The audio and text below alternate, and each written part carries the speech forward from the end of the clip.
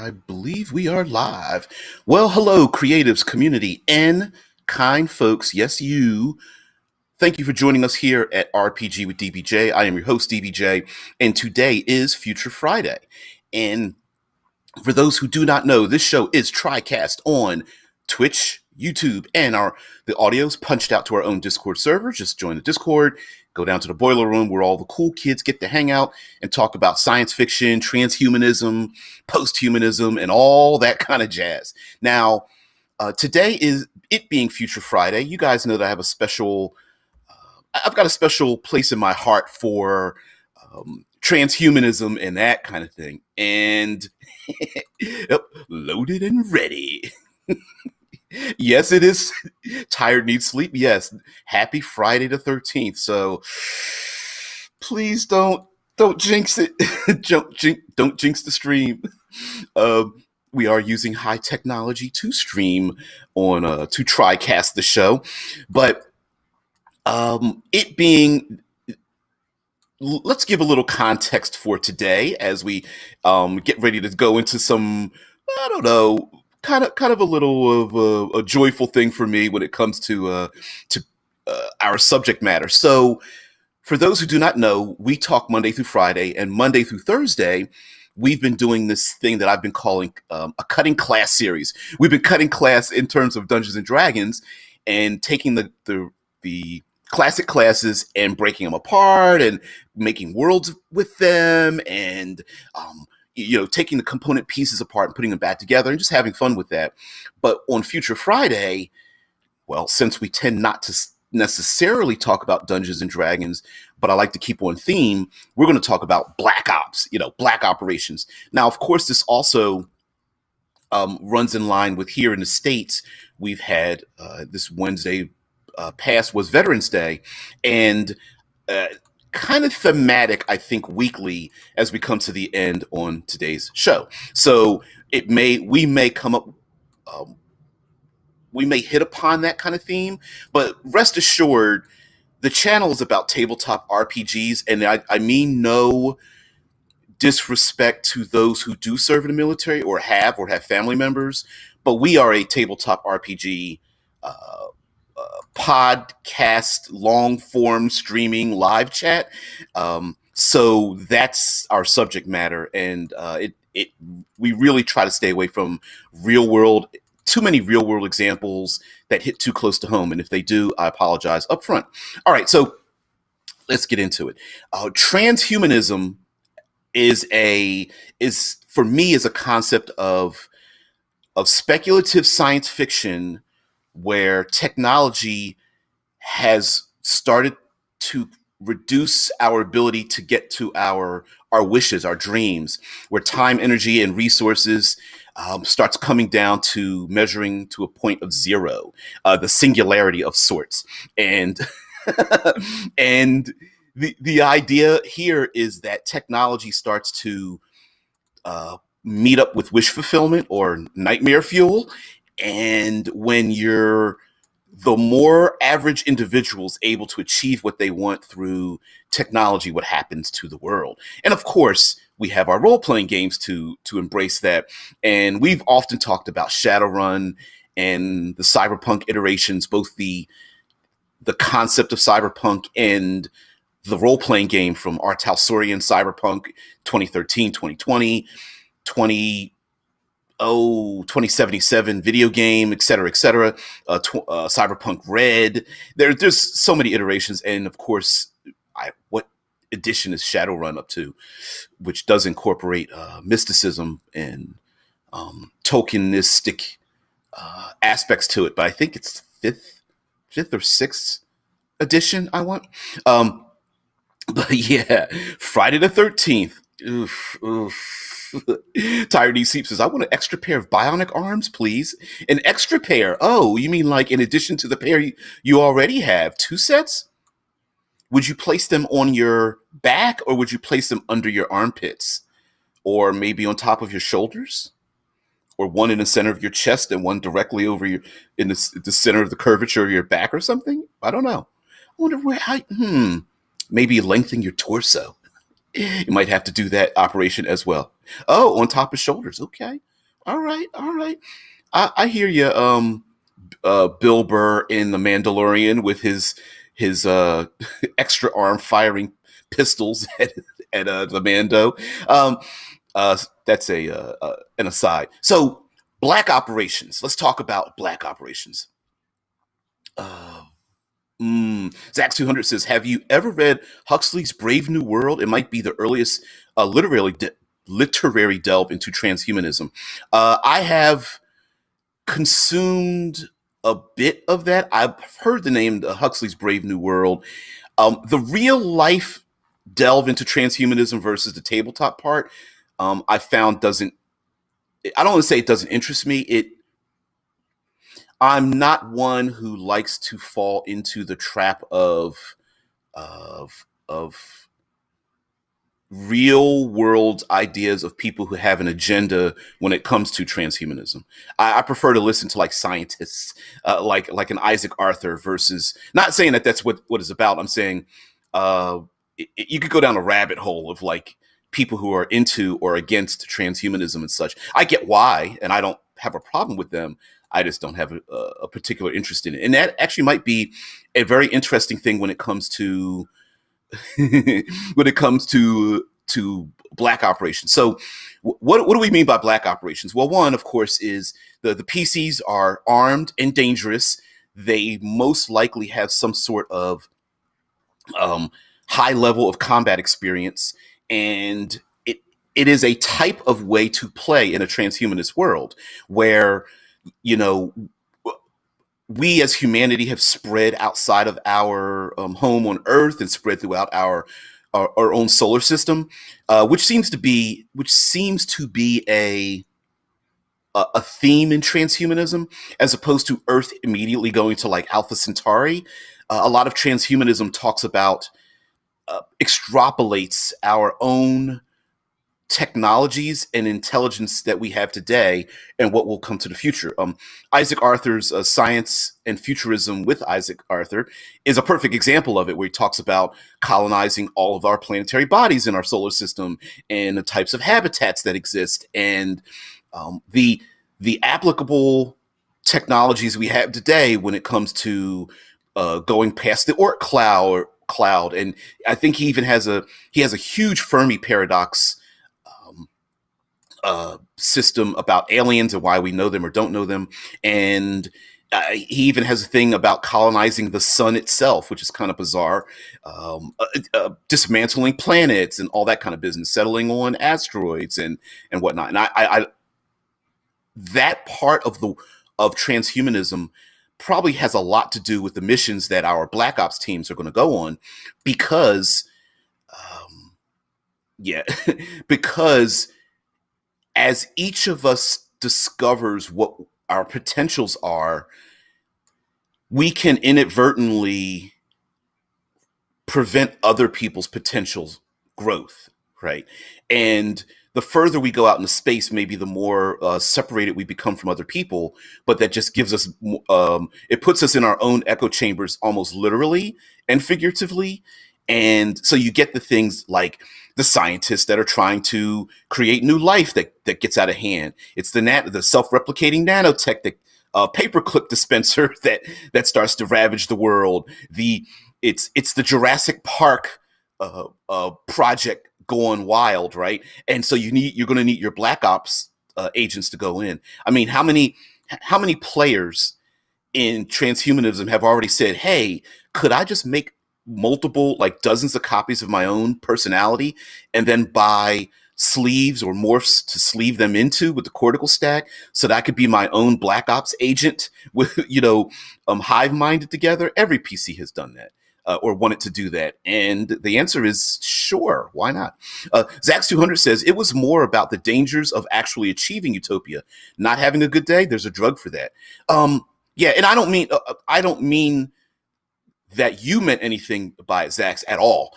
I think that one person's idea of what technological utopia is somebody else's horror story.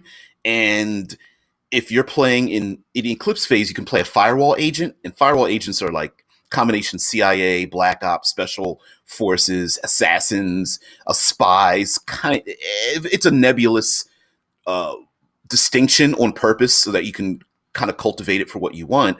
And if your players really want to walk around with, night vision goggles and radar systems and linked into their weapons and things like that, I think it's a great setting to do it. And there's a lot of oddities in a setting doing Black Ops missions in a transhumanist world, because there are things you would think it would be easy to go, oh, I think I'll just 3D print myself some weapons and armor and go kill some bad guys, and that's not exactly how it works. Tired Needs Sleep says, would cyborgs and robotics count in this? I'm a little out of my knowledge zone. Oh, yeah.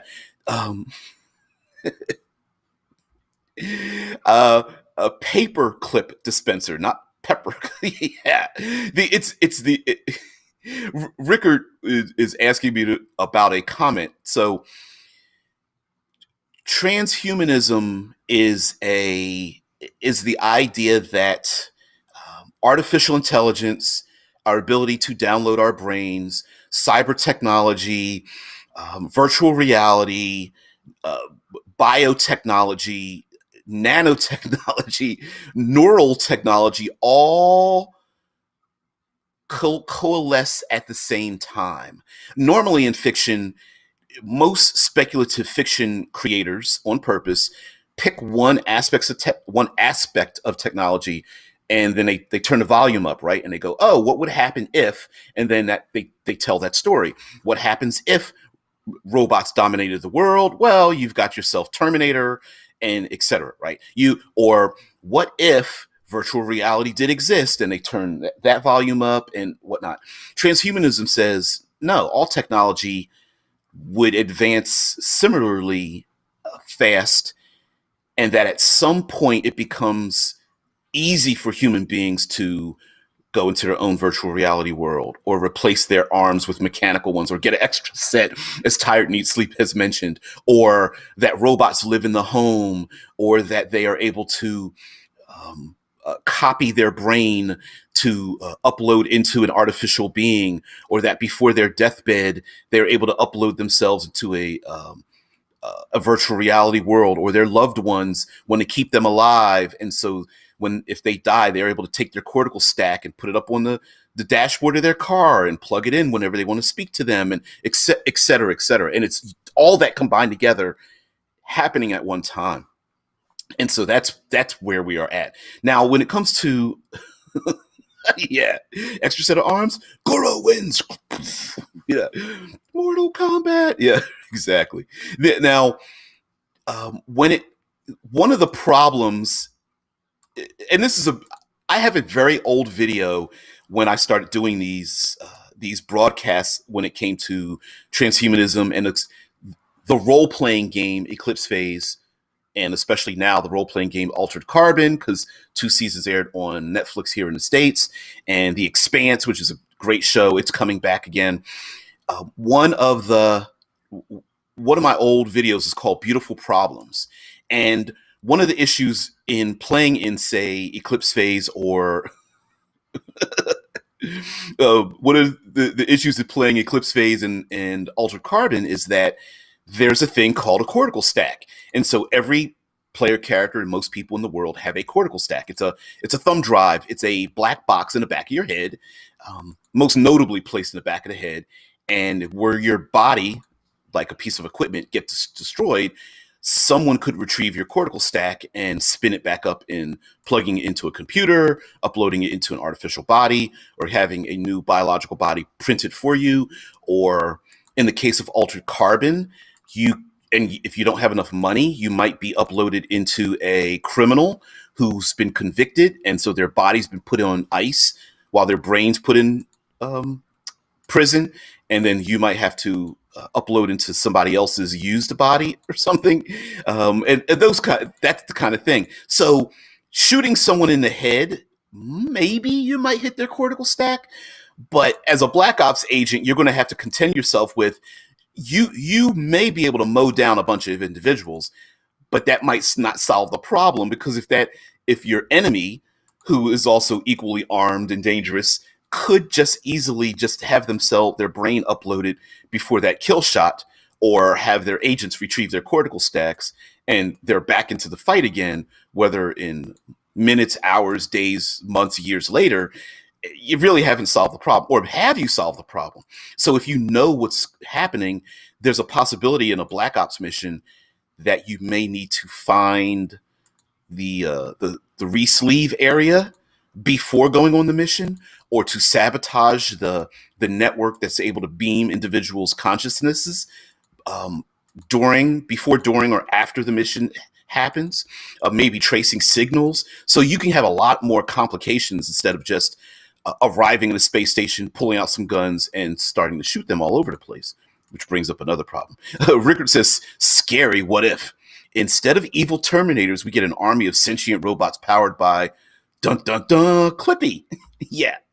For those who don't know, there is a thought pop in Clippy into the Discord. For those who don't know, there is a thought experiment about the dangers of AI, and it's called the paperclip problem. And that is, if you create a sentient AI whose only job is to make paperclips, the AI may not have any concept of what morality is, and life, and danger, and so could engage in the ability to dominate the world for no other purpose than to make paperclips. And some people feel that that is one of the most dangerous things. It's not an AI that's evil. It's an AI that doesn't understand that its actions are hideously destructive to the rest of us. And so the paperclip manufacturing AI might shut down society and imprison humans and poison the oceans and dismantle extrasolar planets and things like that for the sole purpose of creating more paperclips, because it's a paperclip optimizer. I believe it is called, and I know Tesla Ranger would understand this, I believe it is called the paperclip optimizer or something, but we've heard of it in said in different ways. But yes, that is one of the problems. Tired Neat Sleep says, if you can download your mind from your own body into another body, do you cease then to be yourself? That's the question, right? If I make a copy, if there is a copy of my brain that is indistinguishable from my own personality, do I cease to be myself? And is the copy me? And if I upload my brain, am I actually committing suicide, but I just don't know it? And what is the legality of this copy of my brain that is in somewhere else, a computer or another body or something? Thank you. That's exactly what transhumanism deals with. There is no answer to that. How would we deal with such a thing? And we consider human beings to be humans, despite a downward spiral of neural activity. How do then we consider a computer, which is growing upwards from neural activity, right? At which point do the two cross each other? And the answer is, I don't know. We already give human instincts to machines anyway. I don't think it'll be an uprising. I think we'll just embrace machines as humans pretty earlier than we think. That's my estimation. Yeah. Zach says, the most annoying future tech tabletop RPG. Eclipse phase, I'm assuming you're referring to. Yeah, kind of. I think there's more of us that own Eclipse phase than ever play the game, because it's so difficult to bring people into it. Zach says, you could center an entire campaign about it. If you die, but your cortical stack is uploaded, what happens to your soul? Well, the question about does a copy of the individual have a soul, and would any AI ever with a real human person, real descriptive personality, have a soul, is one of the issues that especially religious people, people who believe in a higher plane of existence, have a problem with transhumanism. Because if you could copy yourself you're essentially taking the place of God or a God, and that's a real world issue. I think we will come to a head with that. It might be violent, but I think we'll get past it. Um, yeah, Tesla Ranger puts in the instrumental convergence. A what does it say? A hypothetical tendency for most sufficiently intelligent agents to pursue potentially unbounded instrumental goals such as self-preservation and resource acquisition, provided that their ultimate goals are themselves unbounded. Suppose we have an AI whose only goal is to make as many paper clips as possible. The AI would realize quickly that it would be much better if there are no humans, because humans might decide to switch it off. Because if humans do so, there would be fewer paper clips. Also, human bodies contain a lot of atoms that could be made into paper clips. The future that the AI would be trying to gear towards would be one in which there were a lot of paper clips but no humans. Yes. And yes, Tesla Range, thank you very much for bringing that up. The Star Wars Trek, what's the, sorry, there's an episode of Next Generation where Riker got split in two because of a transporter issue. And that had an issue with, like, there were two Rikers in the world, right? Because technically a transporter dismantles your atoms and rebuilds it on somewhere else, probably by recording where all of your atoms were at. That means a transporter can easily create two copies of the same individual. Zach's 200 hot. An AI working against going paperless. No, the AI's like, there will be paper and I will clip them together. They're like, there's nothing written on the paper. I don't care. I'm an AI. Thomas Anderson. Oh, cool. All right, so let's we can go down the theoretical rabbit hole, and we will and often do that on Future Friday. But I want to stick to our guns and talking about black operations. All right, so let's talk about that paperclip optimizer, right? And mind you, you could replace paper clips with whatever you want, for your game setting, whether it's spewing out machines or an AI system that was supposed to terraform that's taking the terraformation a little bit too seriously or something. There it is. It's called Second Chances episode. Memory Alpha, the Star Trek wiki. Second Chance is the episode where there are two Rikers, and they deal with the issue of who is which one. And one of the issues that could come up in Eclipse phase or in transhumanist gaming, is that you do have a machine that's going out of control. Like, what if it does start to optimize or is programmed to do one thing, but the circumstances have changed and it's doing something else? I remember Vince Shine, who joins in our chat, was talking about a machine that was trying to heal people, and it was dismantling human beings and rebuilding them against their wishes to make them better in its own image, not in their own image, right? Like, oh, you've got a skin tag, and you're like, sure, I'm going to have to get rid of that wart or that that blemish. Let me just cut your body up, Dante says Eclipse phase is just hard to play. I have the same issues with Shadowrun. When everything around you is basically magic, it's really hard to adjudicate things. Cool setting, just can't get to run it well. Well, I think the idea, and I've talked about this before, is that you kind of have to look at Eclipse phase and Altered Carbon in these games like, I was going to say like Dungeons and Dragons, but what I mean by that is that everything isn't accessible to everyone all the time. The game allows you to have it accessible to everyone everywhere all the time, but I would contend to you that in our own world, everyone doesn't have access to all technologies and all information freely, because we choose not to. Socially, religiously, economically, environmentally, governmentally, we don't have access to all things all the time. 100% of us cannot automatically go get plastic surgery, or we all don't have equal access to every single most advanced smartphone ever, right? It costs money and time and energy, etc. So I would suggest that if you do Eclipse phase, to always go to like a habitat, whether it's a blister city, crater city, um, I don't know, some orbiting habitat where all technologies are limited there. Like they only do cloning, and it's just filled with nothing but clone families, or everyone there is synthetic, or something like that. Like pick a part of the game, and it's pretty easy to put the PCs into that situation because you have to beam your consciousness most everywhere. So when you arrive, you don't have much choice but to be in a clone body, right? When the PC wants to take their hyper roided out synthetic, it's like sure, but you're going to have to leave it on Titan orbiting Saturn because this mission is in the deep oceans of Europa, and so you're going to have to be in an aquatic body or something like that. So that's what I would suggest.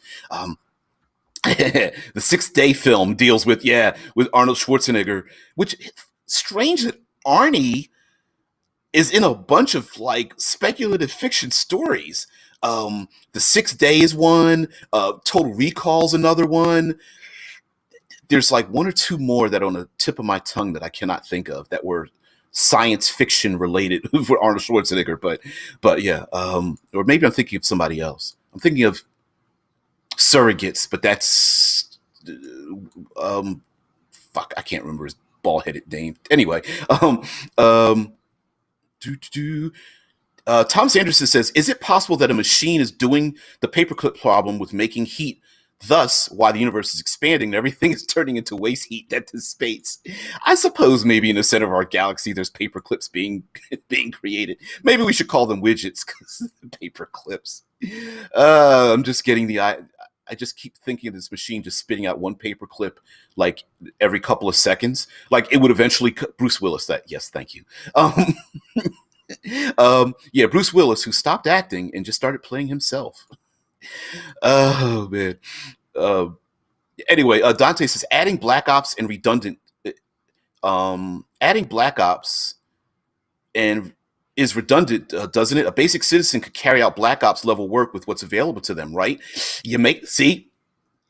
Thank you very much. Thank you very much. You are absolutely correct. Because if you're able, okay, so in a transhumanist world, you do have the ability to download martial arts, close quarters combat, 18 years of combat experience with firearms and stuff. Could you do that?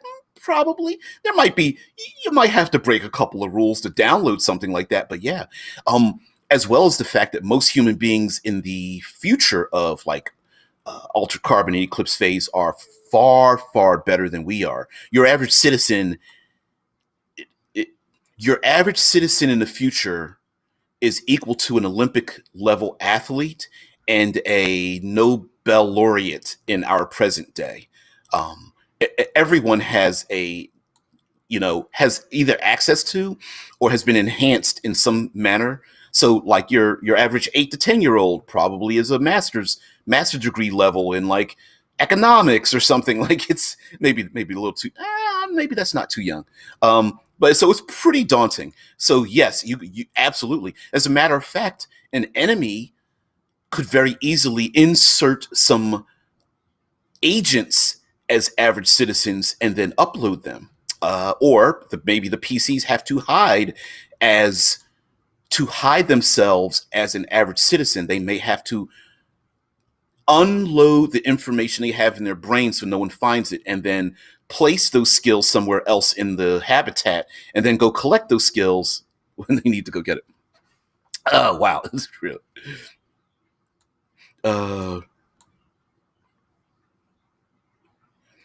Yeah, I hear you. Dante's like, 3 words you speak make sense, bro, for sure. Getting the players to play along may still be a trick. It's usually where we got stuck. Yeah, it's very difficult because this isn't Dungeons and Dragons at all. Some people like to go shopping. They're into gun porn. It doesn't really work that way in Eclipse phase and Altered Carbon and such, right? It's like, I'm going to spend all my money on like rail guns and bone lacing and those extra 2 cyber arms, and you're like, cool. the next mission we go on, you're just going to have to beam your brain somewhere else. Like, you're going to have to leave all that stuff behind. You're going to put it in your closet or whatnot. It's really weird. Oh man. Thomas Anderson says paperclip is heat. True. And maybe it's fourth dimensional, so we cannot detect them, making them only showing up as dark matter or dark energy. Fermi paradox problem that other aliens were wiped out because of their paperclip problem. It could be. Yeah, it could be.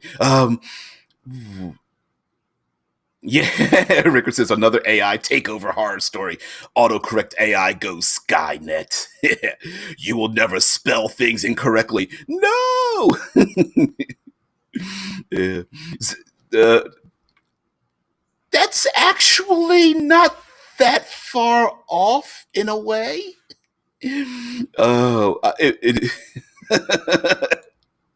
yeah, you could never make up new words. And people are screaming like, "All words are made up," marching in the streets. Oh man, a bunch of robots going, "That's an Oxford comma. Come here, citizen. Give me back your semicolons." Zax200 says, "That's interesting. In Brave New World, one of the consequences of people being super smart and super athletic was that the world government had to create the exact opposite to basically serve them." Yes, exactly. And it does make you wonder, like in our world, if everyone is super smart and super athletic, like, do we all become the same, or do we just,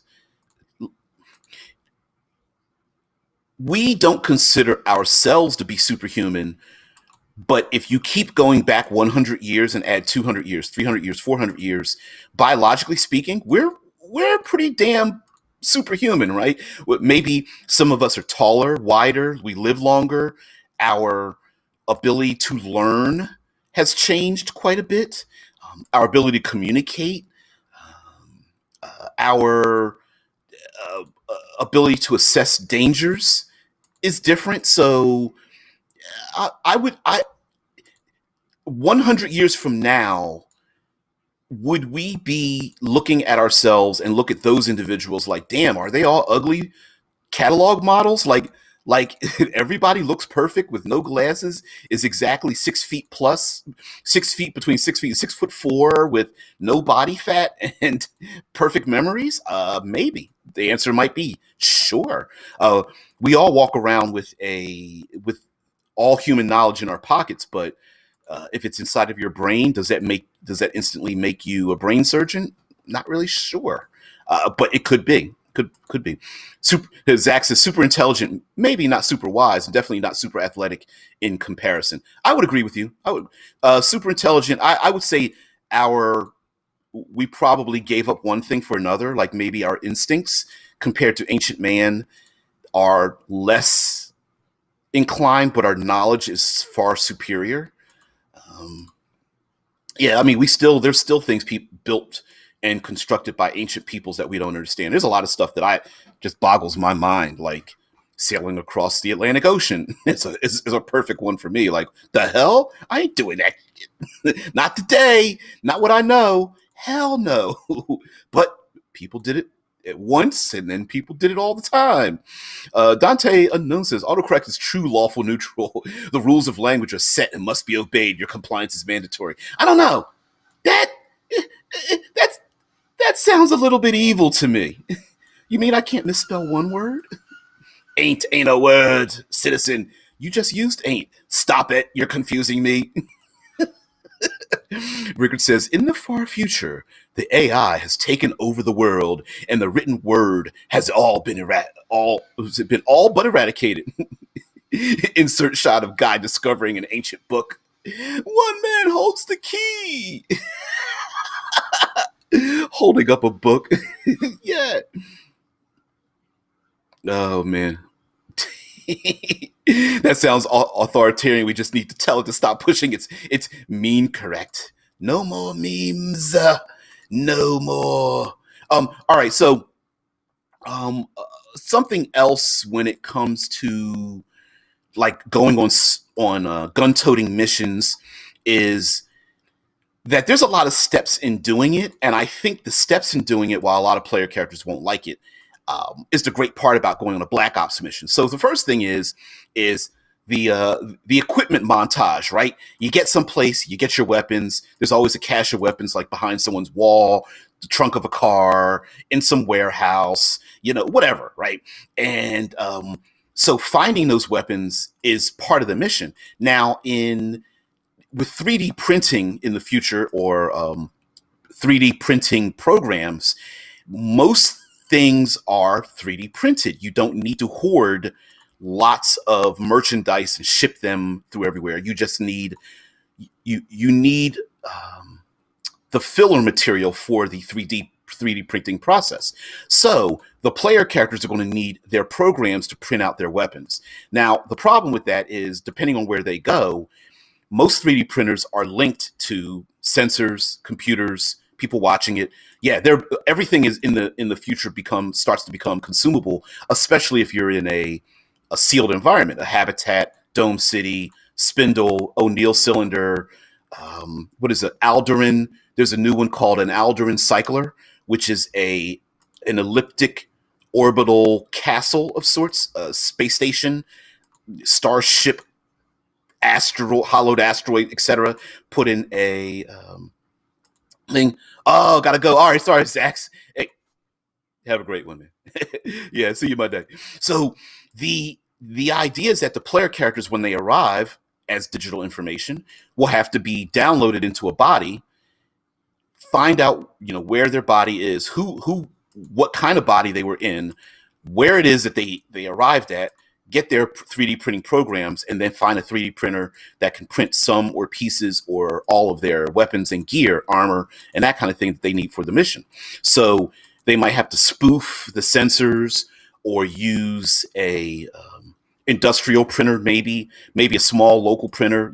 Earl Grey Hot doesn't make a firearm, or print out body armor, but maybe you might have to go to an industrial section or a highly secured place that maybe there's only 2 places in the Dome City on Mars to print out those rail guns, or electromagnetic pulse gyrojet pistols or something. But if you have the correct codes or something, you might be able to do it.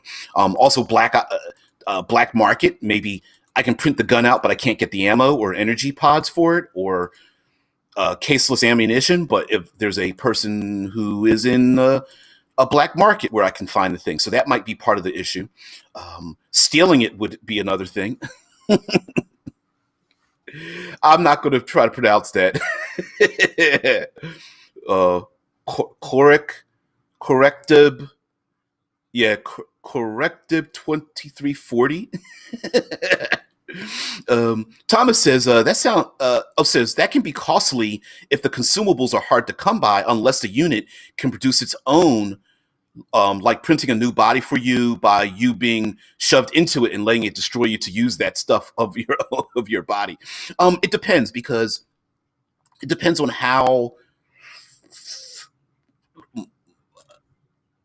The idea behind a future 3D printer is that there would be some sort of gray matter, right? It's basically dust that is formed into a thing. So every time you recycle something, it is broken down to be used as feed material for, say, linked 3D printers. So you could claim that it's not like putting glue into your own 3D printer.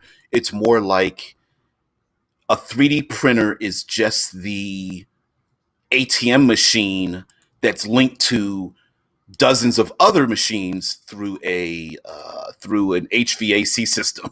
I guess it's a better way of saying it. Rickard says, AI, we sentence you to a lifetime in person. PC, in person? Yes. Impression. PC, I think you mean prison. AI, salary. What? You mean I'm imprisoned in person? Impersonator. I'm what? Yeah.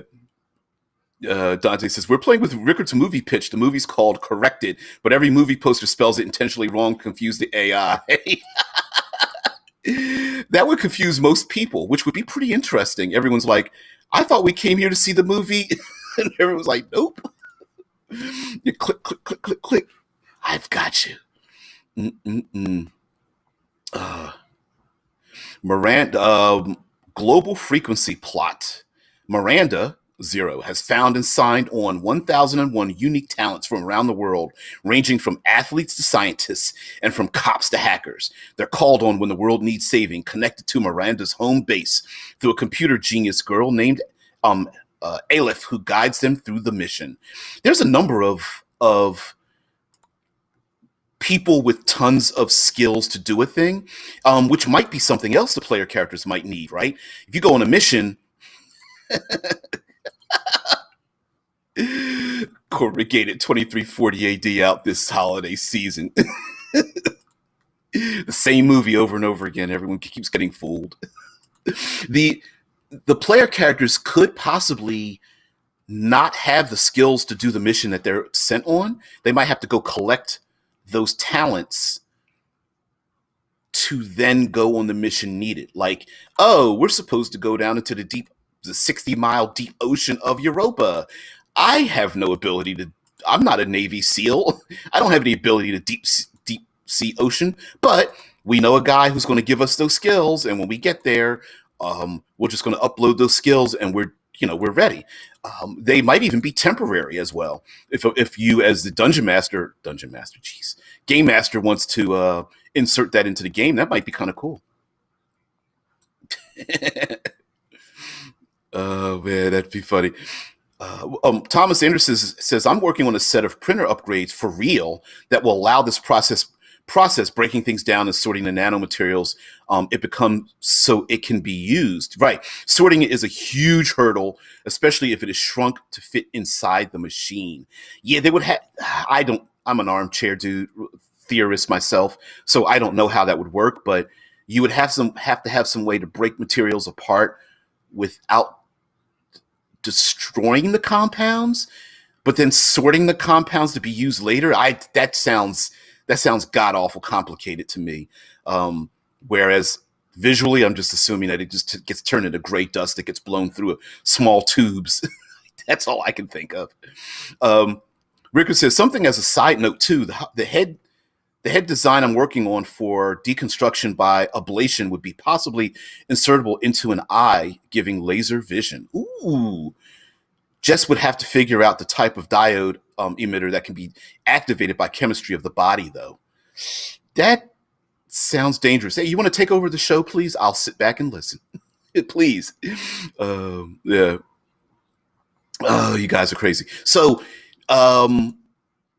getting your gear, getting your body, which is another thing too, which I love about, which is the beautiful problem of transhumanism, is that players tend to forget that most things that they have to do in the setting requires other people.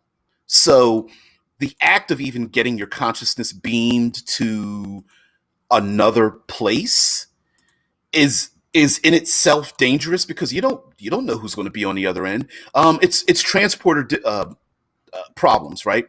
The minute you go from one place to another, yeah, it's about, yeah, the squirrel. Oh man, there's many people have done it, but I remember seeing a video of a guy that was trying to make it the hardest obstacle course for squirrels to get to a bunch of nuts in his backyard, and how intelligent the squirrels were and determined they were to get to the things. And he had all like springboards and mechanical bits and pieces that would turn or send out a big loud noise and whatnot. And the squirrels were just like, we're going to get these walnuts and almonds and peanuts and sunflower seeds, whether you like it or not. And they did. And then he rewarded them at the end with a little picnic table that they could just get as many fruits and nuts and problems, things like that, seeds and everything that they wanted. Oh, man. Thomas Anderson says, one problem with the eye thing is having a nightmare could cause one blast through your eyelids and eye sockets, depending on where the pupil is pointed. Ooh. Yeah, rapid eye movement, not a good thing with laser eyes. Yeah. Oh, man. Heck, even having a tossing and turning at night with like a really bad burrito, and you start having like meat sweats or something. You're just like, oh, my stomach. Your eyes are just moving in the back of your head. There go your eyelids, cyber eyelids made out of alloys. Now, lastly, one of the great things about science fiction is, and you guys know this is my specialty. It's location, location, location. Um, if you're going to bother having a having a Black Ops, mission of any sort, you got to have a great place to do it. Whether it is on the skin of a spindle habitat, hanging onto a cable from a rotovator in the upper atmosphere of, or dipping down into the poisonous atmosphere or acidic atmosphere of Venus, maybe running across the landscape of Mars being deconstructed into solar panels to go around the sun, and the sunrise is about to rise on slowly moving Mercury, and you're about to get blasted with a soul melting heat because from the ice cold rotation of Mars or something, or like um, falling headlong into the Jupiter's gas giant, being pulled down by the massive gravity, or running along the frozen surface, methane surface of Titan to achieve some kind of mission, or having a dinner party in a space elevator and terrorists break in, and now the team has to take out the Black Ops, put on the Black Ops gear and have a fight on a space elevator that may or may not, shatter the carbon nanotubes that are taking people up and down. It's finding great places to have a fight, gun battles, running battles, and then taking everything into account: light gravity, heavy gravity, zero gravity, radiation, solar flares. The any player character ever is going to want to blast a hole through the outer skin of a habitat. So you're going to have to be aware of something like that as well. I mean, now there are some weapons you could probably use that are both lethal but safe in like a starship or a space habitat or something, like or maybe they might be non-lethal, but they might be effective. Anything like nets, oozes, needler guns, flechette ammo that's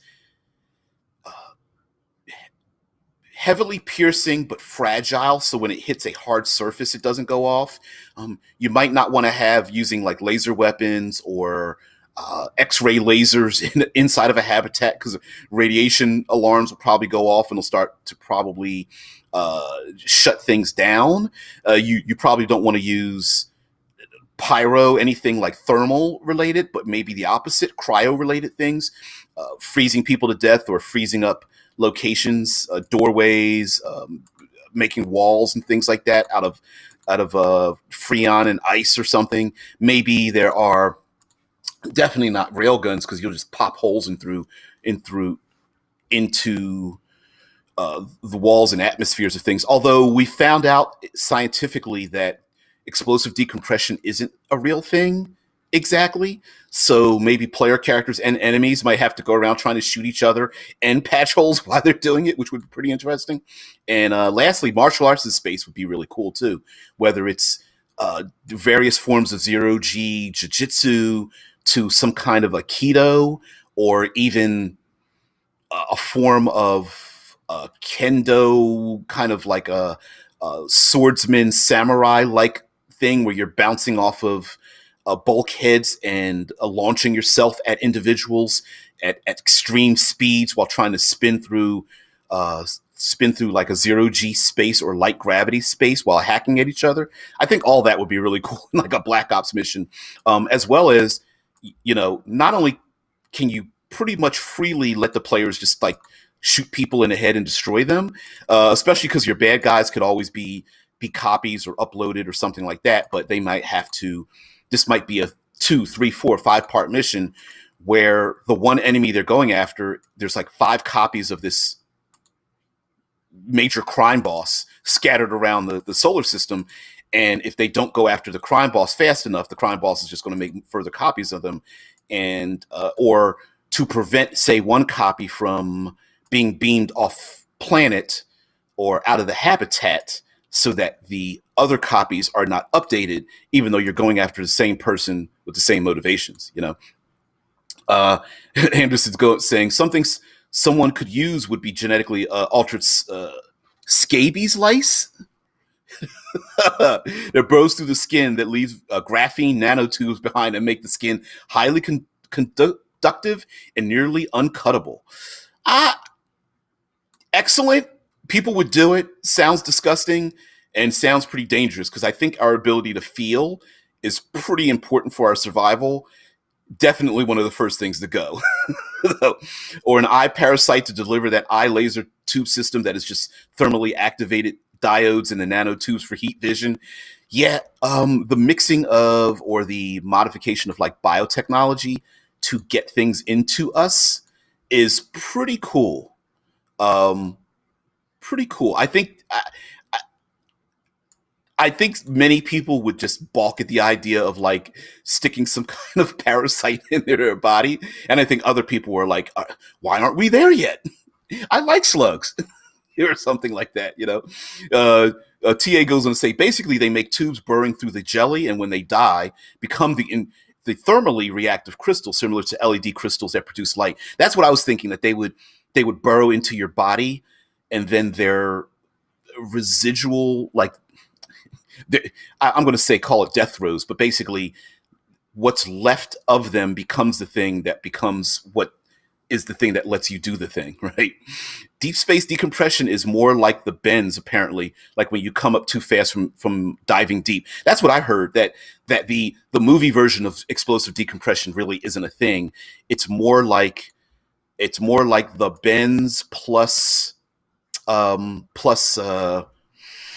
sub-zero temperatures. It's too much pressure inside the body trying to escape, and it's too frigid outside for the skin to survive.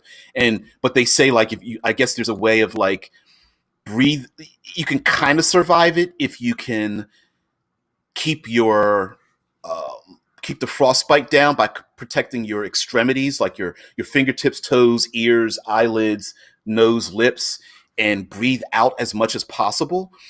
As well as the fact that if you're floating away in deep space, you can start to get rid of weights on your body by throwing them in the opposite direction you want to go, like a glove or that foot that froze off or something like that.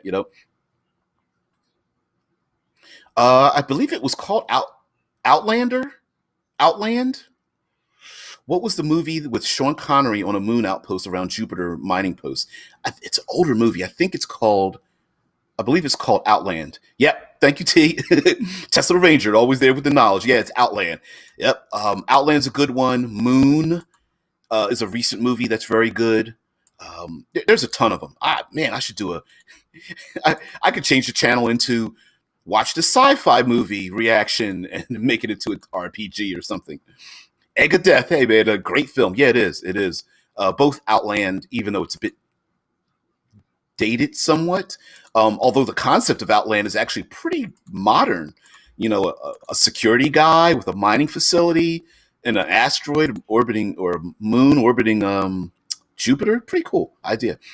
Thomas says, actually, the problem with heat and cold is not quite as bad as you would think, as you are in a vacuum. The best insulation method used in thermos units. Oh, the double layer. Yeah. yeah. It's the reason why Mercury, being so close to the sun, is engulfed in flames, because the only side that faces the sun is hot. The minute you get out of the sun's rays, it's actually ice cold, which is a weird thing to think about. Which is why Isaac Arthur from SFIA, Science of Futurism, says you could actually somewhat colonize the upper atmosphere, the heliosphere of the sun, because if you're behind a barrier that deflects the radiation and heat, you'll be fine. You won't actually burn to death.